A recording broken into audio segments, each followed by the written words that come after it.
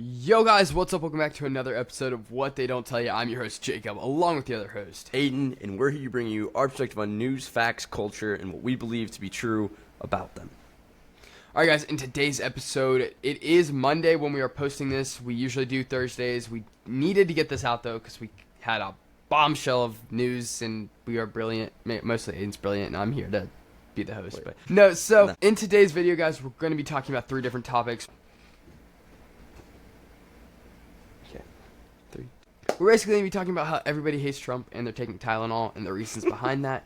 We're also going to be talking about the J6 incident, January 6th Capitol riot incident. Jacob, come on. We all know it was an insurrection and deep plot to take over the government, okay? Just basically, yeah. But also the government was involved, so we're going to get into that in a little bit. We're also going to be talking about... Hey, don't shoot the messenger, man. We're also going to be talking about Pete Hegseth and his his meeting announcement. I guess it was kind of interesting, so we're gonna get into that first. Aiden, are you ready for this?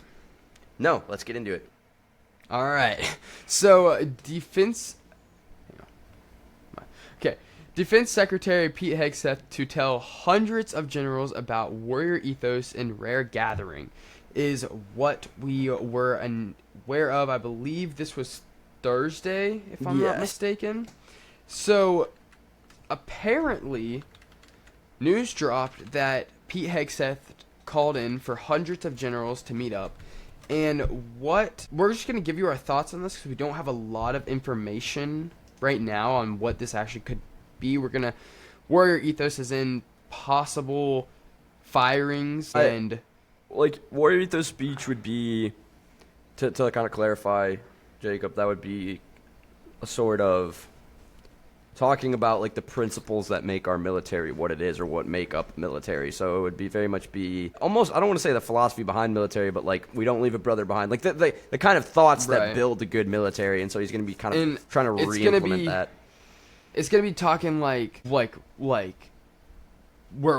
to be warriors, right? We're going to build up warriors and not pansies that we've got on our team now. So I think that's going to lead to a lot of firings. I don't know. I mean, there multiple instances, multiple things could happen, but potentially lots of firings to clean up and regather the government or the government's like army, I guess. I don't know. I think I respect Hegseth. I think he's very historically minded, and so there's reasons for why he's doing this. I believe that we have had some woke things like mentalities be implemented into our system. I don't know who. There's people more qualified than me to speak on this. I should really know more about our military makeup than I do. But I think what it is there's been an invasion of woke philosophy into our military. I also think that beyond that we might have some actually qualified people, but we have just too many. I think that Hegseth looks back and he sees, in World War II, we won with only, I think it was World War II that we won with only 7 4-star generals. Now we have like 44, and that's after he cut 20% of our general and staff. Oh, wow. I think that he probably sees, if I had to guess, he probably wants to bring back a more coordinated, the more people you have, now it's important to do this, especially in our government, but when you're considering an effective military, the more people and interjections and ideas you have could hurt an entity that's primary goal is efficiency. So I'm not sure if that has anything to do with it, Jacob. But I mean, it could be firing, it could be a complete power move, or people speculate a lot of other things. So I'll let you continue your thought. Yeah, I think it could possibly be. I don't want to jump too far to the war side of it, right? I mean, I think we've seen a lot of things. War.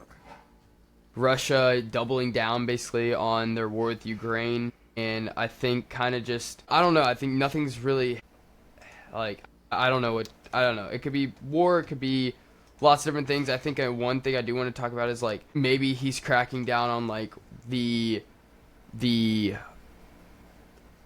bar you have to surpass to be a certain type of military. Because, again, like, we've seen how they're like, we want women in the military. I'm completely fine with having women in the military. It's just they should still meet the same standards that we set for men. Exactly, because if you can't carry one of your guys back because he hurt his leg or something, because you didn't, but he could have, you know, like where's that at, you know what I mean? Yeah, I agree. Sorry, shameless promotion. And it also tastes good.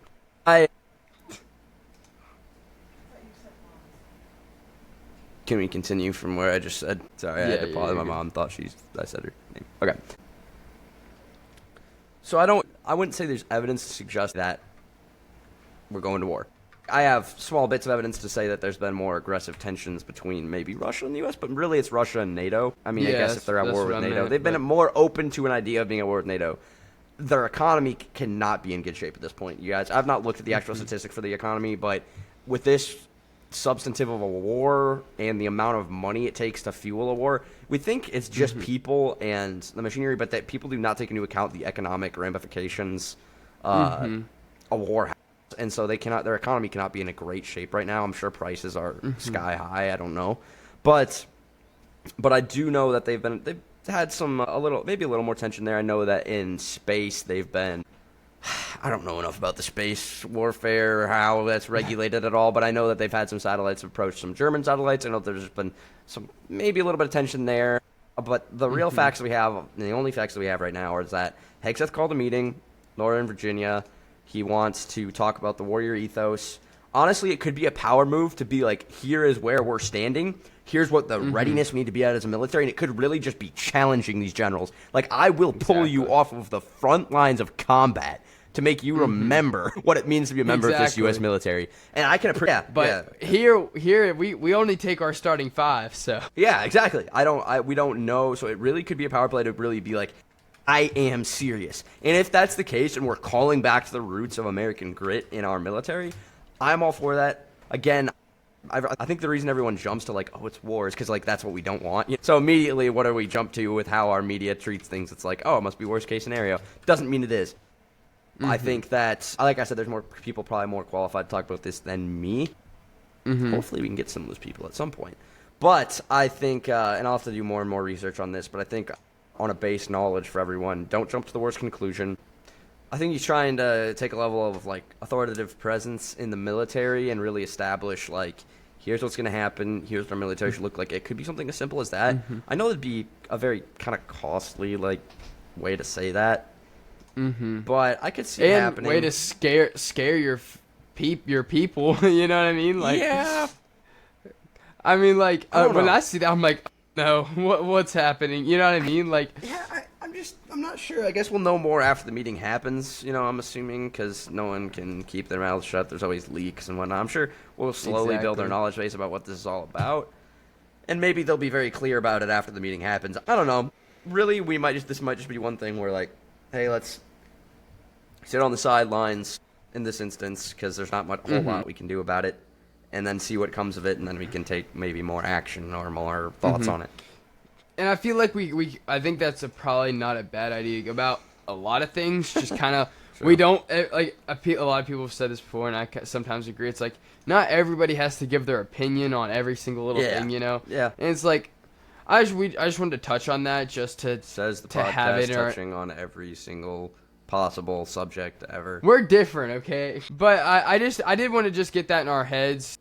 Just thinking about it, and then once the meeting actually happens, we'll probably come back with some more information. Yep. So that's the best we got for right now, guys. So I want another one that's a little interesting, a little scary for sure, is that Trump this morning dropped a bombshell. Reports allege that FBI had 274 plainclothes agents in the crowd on January 6th in 2021 on the Capitol riots. Now, what I want to talk about this was during the Biden administration, right? Yeah. So I want to, like, at what point are we like, and again, he is, like, Trump is locking down on holding the people that let this happen accountable. And it was really to try and make Trump look bad. And I think that a level of corruption to first make a former president look bad, and a running, like, I know it's like you're running against him, but still, especially if he's a former president, like, the amount of corruption is insane. Yeah, I mean, it's tough. I don't know. I'm just gonna be honest, you guys. I never trust the FBI or the CIA fully. You know, because there's a level of corruption that can happen. Again, we've talked about assumed transparency, and a level of that can heavily come into play. You know, in organizations like this, and we've seen corruption come from this, like at Project MK Ultra and things like that. So I think it's irrational to assume that there's nothing that could happen. Even if it's not happening, nothing that could happen is a little bit of a odd assumption to make when it already has. We have empirical evidence against that. So I think I don't really know what to fully believe. I've heard so many things about this. I know that there's thousands of hours of missing footage when they've tried to investigate this. It's definitely something's being covered up. And we kind of do know what that something is, but at the same time, everything's very confusing. It's very secretive. And to be honest, there's a lot to break down here, and we could probably spend hours talking about it. But to make a long story short, well, maybe not to make a long story short, to make our goals short, what are we trying to learn from it specifically, and who is to blame for it? I think the heads of the FBI during the time, I think we really need to take a look into. And so James Comey? Yeah, James Comey at the time. Yeah. And He's I already think indicted. he has a lot of explaining to do. He is, but I don't think it was from this incident. We'll talk about that on Thursday. You'll see that. Yeah. But I think we've got to keep the people that were in charge accountable. I also want to ask why wouldn't Trump release that right now, right? Like, is there something he's trying to hide? I know a lot of the time you can't release a lot of stuff, you know, like it just gets into the where are we allowed to release to the public and stuff, but it's like, was he involved in something like that? You know what I mean? Like, it was like, I don't know. What are your thoughts on that? Like, not my branch of expertise as far, and I know I keep saying that for stuff like this. I think I knew quite a bit about it at the time, and knowledge just faded, and I'm sure that's kind of what people want. To be fair to Trump, and I don't want to be the one that's like, oh, he's trumping his defense, because there are still stuff that happens, and I don't trust politicians as a general rule, even though I might support one over another if I see a lesser of two evils. Then maybe not always lesser of two evils. I appreciate what Trump's doing. In this case, I don't know that he was necessarily involved. As a president, you don't control everything. You know, you're not like, he can't, it's not like he's responsible for every single thing that happens. There's a reason we have right. Why can't I think? The checks and balances we do between government. Right. You know, we got the legislative, executive, and judicial branches. So he's not responsible for every single thing that happens within the government. He's the overseer of a lot of it, if not all of it, right? So I don't know what to think about his involvement in said scenario. I'm not going to put anyone to blame until we have cold hard facts. I can conspiracize. And again, this is day, all breaking to like this week, and we don't have a lot of information on it. So once stuff like this comes out, once we have full facts and evidence, we'll definitely. But I'm not surprised, and it's worth looking into. To your point, it is. Yeah, exactly. Especially when we know that there's that many FBI members in the crowd. Yeah, that's insane. Something happened. Something happened. We'll find out hopefully soon.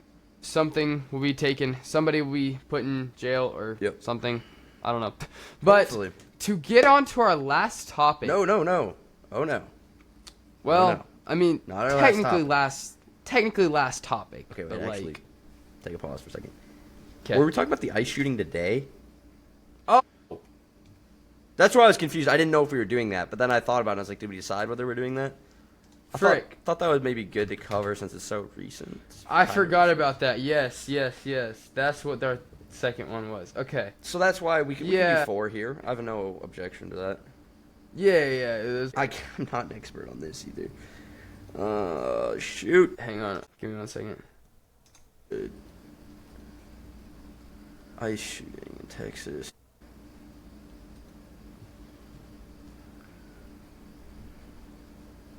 Okay. I'm good.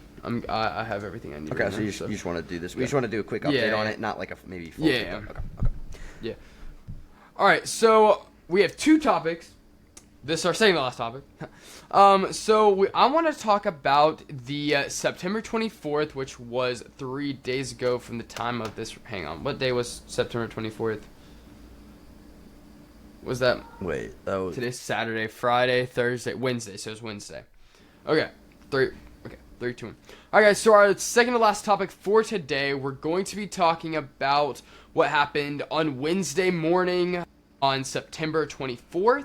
So a gunman opened fire on a U.S. Immigration and Customs Enforcement, which ICE, facility in Dallas, Texas, around 6:40 local time. The shooter was identified as Joshua Jones, and he killed one and left two in critical condition, and then later died from a self-inflicted gunshot wound. So, I don't think that this made as big of a blow in the media and in the news as Charlie Kirk did, but I think this still deserves to be covered because, again, we're looking at shootings. Again, I think this is going to bring up, the left is going to start talking, we have the gun, we should take guns away because of this, right? This is going to bring up that. This is going to bring up multiple things that I think Charlie Kirk's incident brought up.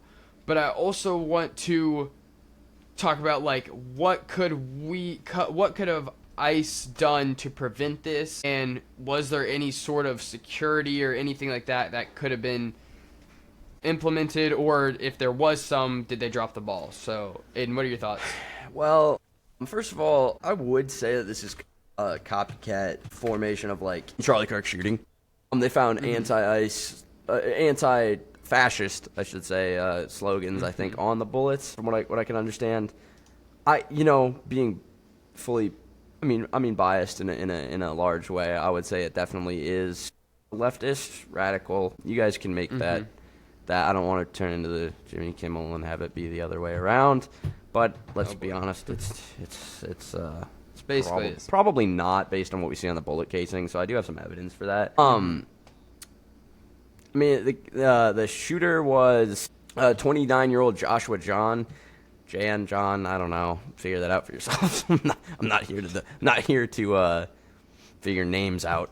He died of self-inflicted gunshot wound, is what authorities said.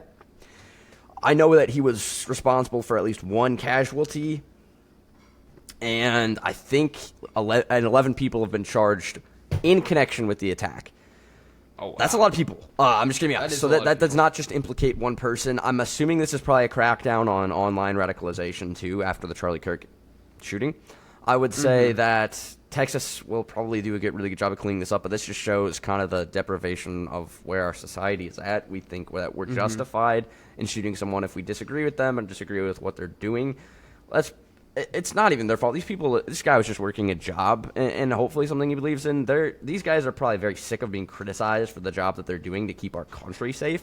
Just being honest, if you came here illegally, you're already a criminal. They always try to make the thing like, oh, well, they're not a criminal yet. They haven't done anything. No, you're a criminal if you cross the border. It's in violation of our laws. And Charlie talked about that all the time. Charlie talked about it all the time. That makes you a criminal, not how you then conduct yourself in the U.S. Coming into the U.S. makes you a criminal illegally, right? Without the proper papers and procedures. They can't integrate well. They can't. If you can't speak English too, how are you expected to establish yourself in this kind of society? So, exactly. With that being said, that is not cruelty against immigrants. That's not cruelty against anything. And I just want to preserve America as it is. We cannot have a society that functions with illegal immigrants. So I think it's good that they're cracking down. We saw the video. Did you see the video? It was about a month ago, maybe a little less than that, where the illegal was driving a semi truck and made an illegal U-turn. Yep. Kirk made a video on that, as it so happens, that I just listened to. Well, okay, I listened to it and watched it, but I listened to it today, and yeah, right, he couldn't integrate well with our society, and that caused the death of 3 people. And so the people that then go out and are like, think that ICE is some hateful organization, that isn't true, right? That doesn't correspond with reality in that proposition. So that's not true. But they still hold that belief, and then where you see shootings like this, we see this kind of ideological thinking. The best statement I can have for this is that it's immoral, that we cannot have a society that shoots each other over disagreements within our community. We need to crack down on online radicalization. We need to crack down on radicalization in general. We need to promote critical thinking. We need to promote dialogue, and we need to get the illegal immigrants out of our country. And you shouldn't be at the point where everyone is contradicting that. Yeah, again, I think in closing for this, I just again think we can't shoot people we disagree with. That's just not.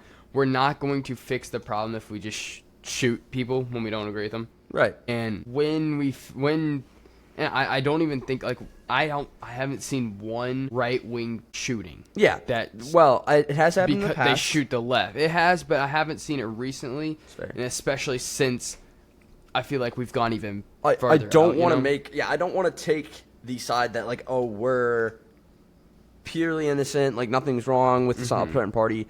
I do agree with the statement that I'm still a Christian and I'm going to align with the values of the Bible. So if my party even goes against that, I'm going to go against that their view. But again, that's and we'll get into this a little later. But I'm centering around an idea and not a person or objective or authority in my life, right? So other than God, obviously, if we view God as perfect, then we don't have to worry about that.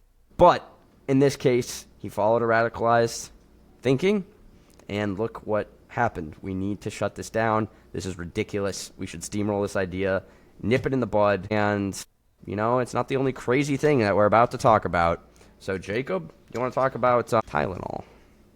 I know, that's I didn't think we'd ever be talking about Tylenol. So as we saw on Charlie Kirk's memorial, Trump went on a rant, a long, very long and big rant about autism.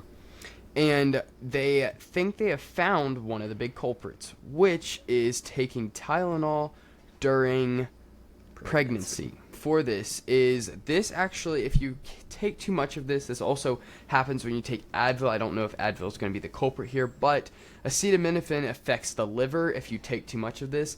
And we can see that in several studies, we've seen that liver damage is one of the causes of stillbirth, premature birth, and also and it can also cause growth restrictions during the early stages of pregnancy. Now, I think this is what they're trying to get at, and the reasons that it's causing, I could be wrong, but this is from my research understanding, is that it's damaging the liver and overall damaging the pregnancy, right? Now, we've seen several videos. I'm actually going to throw 2 videos that I found up real quick, and then I want to talk about it. So you just saw that people were literally taking Tylenol in despite of Trump and RFK Jr. saying that it's hurting and harming their babies. Now, Aiden, you had a few things you wanted to speak on this topic. So you want to get into it? I do want to get into it. This is a lot, you guys. I'm going to try to combine, and you guys can be critical of me. If I missay something, I like to be very semantically correct and also very I don't want to misconstrue anything in you guys, or for you, Jacob. So before that, he had a episode with Greg Gutfeld from Fox, talking. I mean, a lot of jokes. He's there to entertain a little bit too, but kind of talking about a lot of things to do with the liberal Democratic Party, a lot of things to do with the Conservative Party, and then one of the things he said kind of made me think a little deeper. It was kind of, they were talking a little bit about Trump, a little bit about why people just start aiding him. Like, he made the point, if Trump said punching yourself in the face was a bad idea, liberals would probably punch themselves in the face. I know that's not always true for all of the liberals out there, so don't, Wait, you mean... Yeah, never mind. Okay, sorry. You're good. So, I kind of took that a step further. I thought, okay, we see that a lot in liberals. Why do that? I think we can make the claim then that they are so against the person that they can't rationalize an idea. They can't separate the idea from the person. They hate Trump, therefore they hate his information about Tylenol, which isn't even, it's RFK's, but and his team. Don't want to, take away credit from them. But Trump made the statement. They don't like RFK either. So they hate these people. And then they jump to, then they must be wrong about everything. And I kind of took that and I was like, what defensive posture psychologically would cause that to happen? And I think the closest I could come to was introjection. which is a defense mechanism where a person essentially unconsciously, and I'm just going to read off my notes here, adopts the ideas, attitudes, or behaviors of a person or group, and often an authority figure. So they center around one authority figure that's giving them a lot of ideas, right? They're centralizing their mode of thinking and centralizing them around one idea, and so it's a defensive posture that you take where they so assimilate with this group that holds this core value or hates this one person, and therefore they cannot disassociate from the person from the idea. So then I took that a step further. I was like, okay, well, how does that work, especially with education, with how everything happens? And I think what I kind of came to the conclusion of is, well, from a philosophical perspective, we think about external justifiers. So external would be kind of the idea that their core idea would kind of be justification is dependent on external factors, like whether the belief was formed by a reliable process. So the person doesn't necessarily need to be aware of their justification for the idea. They just need to have a rational process that's formally correct for their belief to be justified.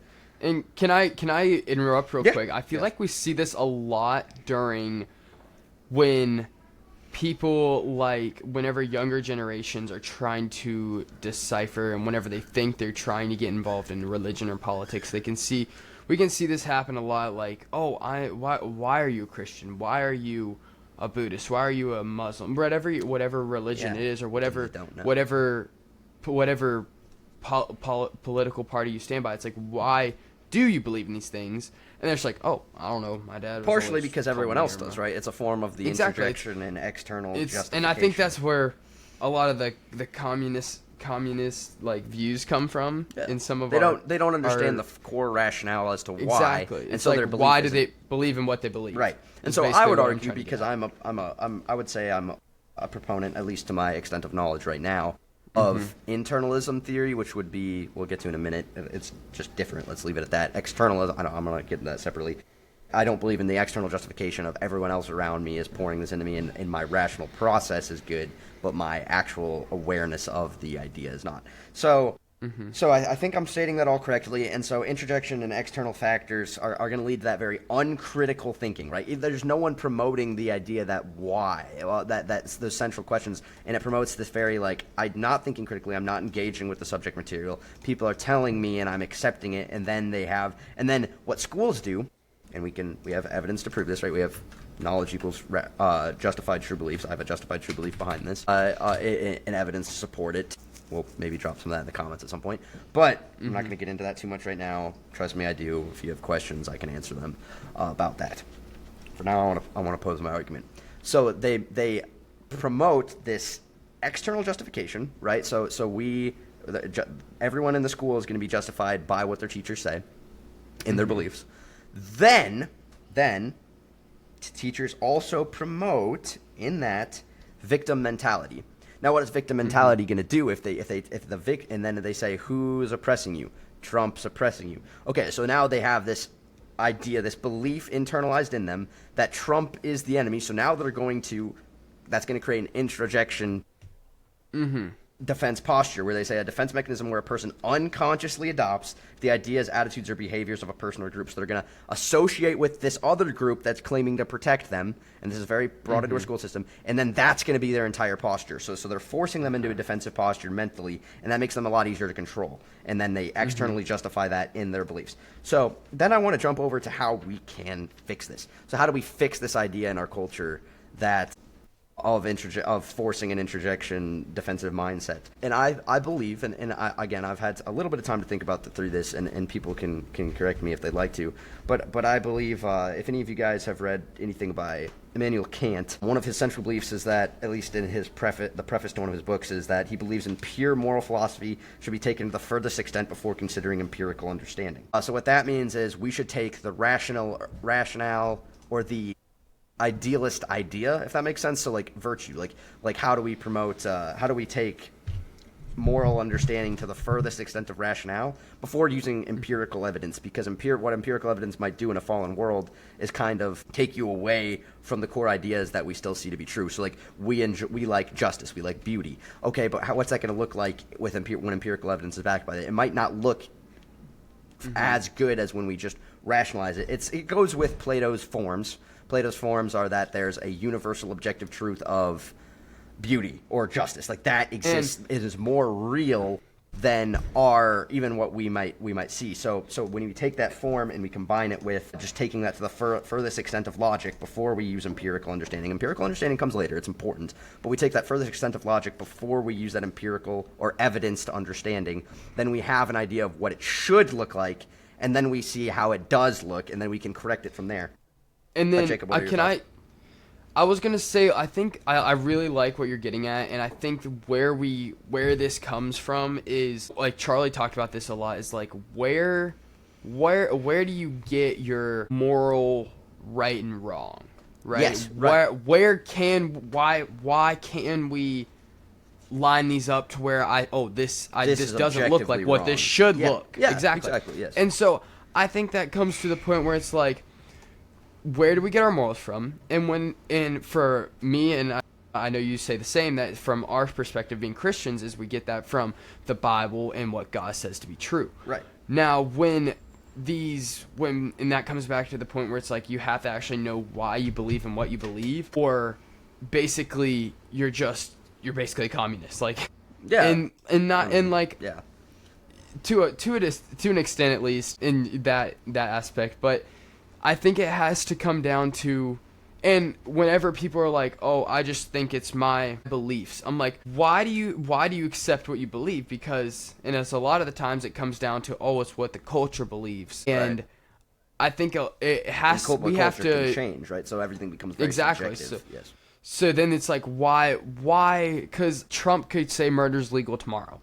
And then why does that make it legal? And that's where Kant says we should take it to the pure moral philosophy. We should rationalize it to the point where we understand why it's true and real, and then we can use the empirical evidence to say, okay, here's what's really happening in our society. Exactly. I see it in a lot of different ways. But you see why it becomes subjective when we don't teach that first. Exactly, and I think that's something that we all have to look into. It's like, where are you getting your moral rights and wrongs, and yes. if you're getting them from yourself, then what? Yes. Like what's telling you what's right and wrong? And I think I just said that twice, but no, it's good to be restated, and I agree with you. And if you care, if I can push this point home real quick, and then we can have a little more debate about it. So I think that we need to reestablish Kant's idea of that, so that we can fully understand where our ideals are from God. In this case, that's the one area I would not push Kant back on. He was a believer in God, but I would push back and maybe say, well, this is where we get it from. I think it's assumed in the book rather than talked about. Mm-hmm. So anyway, I think this could correct our school systems, though, because something like moral virtue epistemology is just why we know what we know. Essentially, it's essentially a justification of knowledge. Not the greatest definition, but I'm gonna just run with that for a second. In that idea, the central idea of moral virtue epistemology is that you have to have a moral virtue or a moral understanding to also come to the truth. So you have to have rationale and moral virtue to be able to come to the truth. So courage, honesty, all those things. And so if we take that, we need to be teaching children that. We need to be teaching them, here's what's ideal and rational and moral, and then they might catch on to that critical thinking aspect later. That still has to be God, still has to be in that to some degree, or they might not come to that. But that's what John Locke, I believe, who was a very central thinker and a big influence on our founding documents. But I think that it kind of comes to that moral virtue epistemology. Okay, we need you can't just have rational, what we would call rational thinking, because human thinking can sometimes be irrational, is that we have to have rational and virtue to ever come to truth. So going off of that, what are we in pursuit of in a society then? What are we in pursuit of? We're in pursuit of objective moral truth. We can agree with that. But then what's the highest form of good or thinking? Aristotle comes to this, and he and his consideration of what he calls eudaimonia or something. Eudaimonia? I don't know. I'm not clearly the spelling expert of Aristotle, but or pronunciation. But his central idea is that the highest human good or objective is rational thinking done virtuously, and not just pursuit of happiness. Because the general pursuit of happiness is always going to be like, well, what makes you happy then, right? So his idea is that no, we have a highest human good and calling, and he never quite connects that with divinity, as I would say that it should be. But that he says rational thinking done virtuously. And so here's my final conclusion, and you can work with me on this. And there's way more to it than this. There's so many working parts to this. If you guys want to break down, ever want to have questions about how I fully think about all this, I'd love to hear them and talk about them with Jacob and with anyone in our audience. But so I guess my final conclusion is that external coherentisms, the idea that beliefs are built on other beliefs and there's no firm grounding in a beginning of your belief, or no foundationalist experience in that, and I can talk about foundationalism sometime. External coherentism leads to introjection through victim mentality that is promoted in schools, which leads to no critical thinkers. It just leads to a general acceptance of beliefs with no awareness of why they believe that. So our correction should be internal viewpoints combined with pure moral philosophy, I would argue at a young age, which leads to moral virtue epistemology, where we say that you have to have virtue and rationale to combine with, and rational thinking to combine with truth, will lead to critical thinkers in the highest level of human good, which is eudaimonia, or however the frick Aristotle says it. And I know that's a really deep conceptual thought, but I really, and maybe we'll restate this again sometime, Jacob, with you, just to kind of, so we can both kind of ground this thought. But if we really correct our thinking in that way, we're not going to have that subjective truth anymore. We're going to have a very firm understanding of belief. I like the internal view because it forces us to think as a society that we are not justified in our beliefs unless we know or are consciously aware of why we're justified in beliefs. That, to me, is more important than when some teacher enforcing that on you at a young age. But it's getting to those points and correcting those points at a young age that's going to lead to that moral virtue epistemology and the metaphysic truth. And I know that's big, but like moral virtue epistemology, remember, value, rational, truth. And it will lead to an actual knowledge base and value base that we can all live by as a society. And that's a big thought for me too, and I did do it as far as how I want to treat it mentally.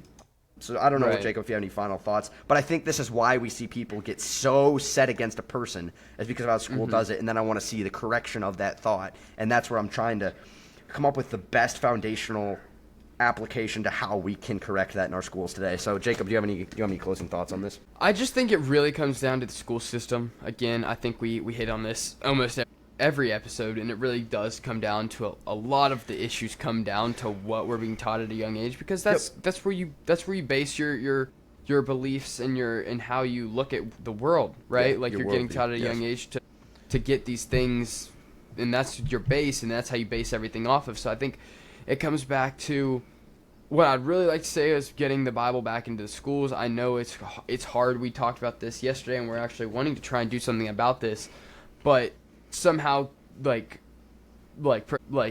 proposing some way of getting the Bible back into the schools and them teaching it. But then that comes to the fact, it's like, okay, well, then why can't we teach this woke ideology of whatever it is on our side? Because if you want to say that, and it's like, I think we can look at that. We did a big episode on like the U.S.'s founding fathers were basing our country's morals off of Christianity. Yeah. But I think it comes again. I think we can go watch the other episode we did a while back, and we can also get onto this another day. But I think it comes down to the school system, our education, our teachers, who we're actually hiring to get into teaching our children. Because they don't tell us, they don't tell you what your children are getting taught. And I think for us, that's cool that we're homeschooled. I think it shows where, and we've had that opportunity to absorb critically. Like that's how we're taught essentially, and brought up through that. We think of what's the ideal and essential. We're taking moral philosophy to the furthest extent. Now we understand the ideal. Okay, what does that look like in real life? That's how I look at Kant's perspective of things. And guys, do your own research, and correct me if I'm wrong, but I don't think my thinking had any formal fallacies in it, and I think I connected it pretty well. But I know it's a hard and abstract thinking, but I think we need to push that idea in our schools. So I just appreciate you guys, and appreciate you, Jacob, for taking the time to hear out my craziness. Yeah, for sure. Rational thinking, actually. I think that's going to be it for this one, guys. Thank you so much for watching. We are also looking to try and have a couple guests on in the near future. So if you have any connections or would like to pick our brains a little bit, email us. We should have a business email. Have a debate night thing. Get someone on. Debate night? I'm not against counter beliefs. Kind of I'm not maybe the greatest debater yet, but you start somewhere. Yeah. You start somewhere. So yeah, guys, I think that's gonna be it for this one. Drop comments down below on anything you thought about the episode, and we'll see you on Thursday. Peace out. Peace.